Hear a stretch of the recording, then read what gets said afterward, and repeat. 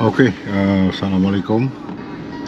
Uh, Hari ni kita jalan-jalan kat Temerloh dan kita sekarang ni dekat Bera.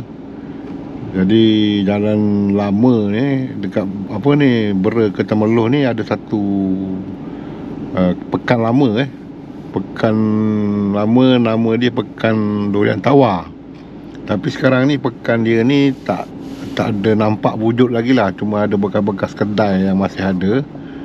Jadi kita nak tunjuk lah bekas kedai lama yang mana pernah lalu kat jalan ni Jadi abang nak tunjuk kedai lama yang masih ada. Dulu waktu tu masih lagi ada aktiviti dekat sini Tapi sekarang ni hanya ada Pekansari saja. Jadi kita nak jalan pun tengok macam tak best lah juga kan. Jadi kita naik kereta, kita tunjuk lah Okey, mari kita tengok.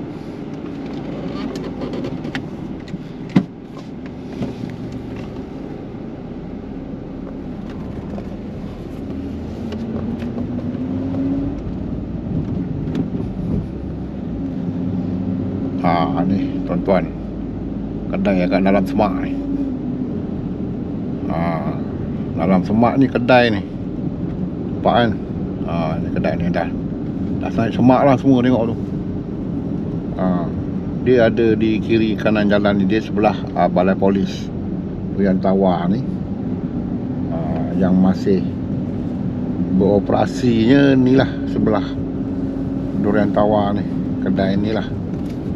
Kita berhenti sekejap kita tengok ni. Aduh, kedai ni je lagi yang ada wujud dan masih ada orang duduk. Kedai lain dah tak ada lah. Banyak kedai yang sebelah belakang sana lah. Ini sajalah yang abang tunjuk kat sini. Okey.